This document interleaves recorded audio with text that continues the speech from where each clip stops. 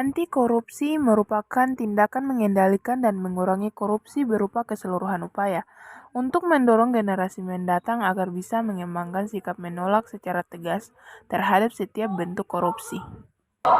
Prinsip kebijakan ini untuk mengatur tata interaksi agar tidak terjadi penyimpangan yang dapat merugikan negara, masyarakat, bahkan suatu kelompok.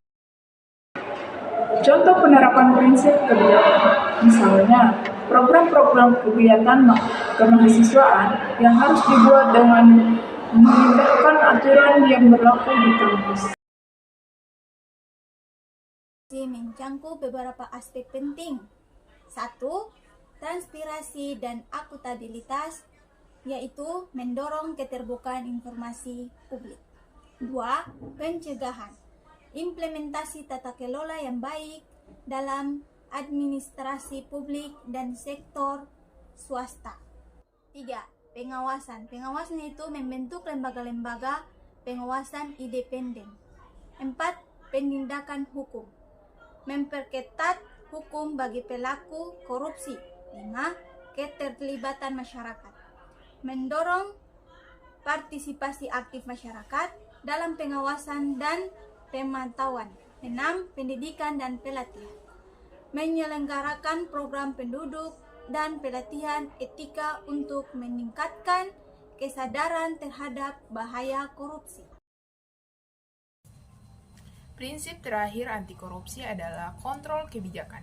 Kontrol kebijakan merupakan upaya yang dibuat betul-betul efektif dan mengeliminasi semua bentuk korupsi.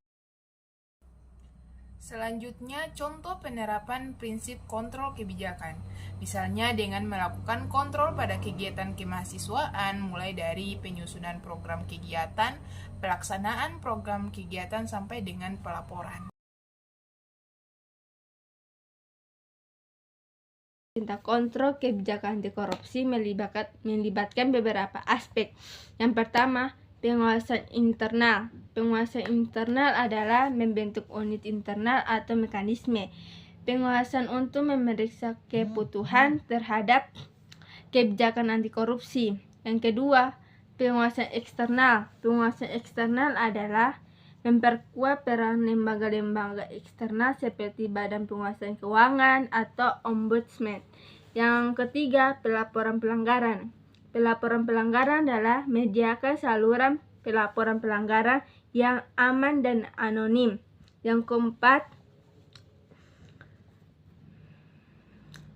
audit dan evaluasi. Melakukan audit eksternal secara periodik untuk mengevaluasi efektivitas implementasi kebijakan anti korupsi. Yang kelima, sistem hukum. Sistem hukum adalah memastikan bahwa sistem peradilan pidana memiliki kepastian dan independensi untuk menangani kasus korupsi. Yang keenam, pendidikan dan pelatihan adalah pelanggaran pelatih terkait kebijakan anti korupsi bagi personal terkait. Yang ketujuh, teknologi. Teknologi adalah menerapkan teknologi untuk meningkatkan transparansi dan efisiensi seperti sistem pelaporan online dan analisis data untuk mendeteksi pola korupsi. Yang kedelapan, sanksi. Sanksi adalah menetapkan sanksi yang tegas dan efektif untuk pelaku korupsi baik dalam sektor publik maupun swasta.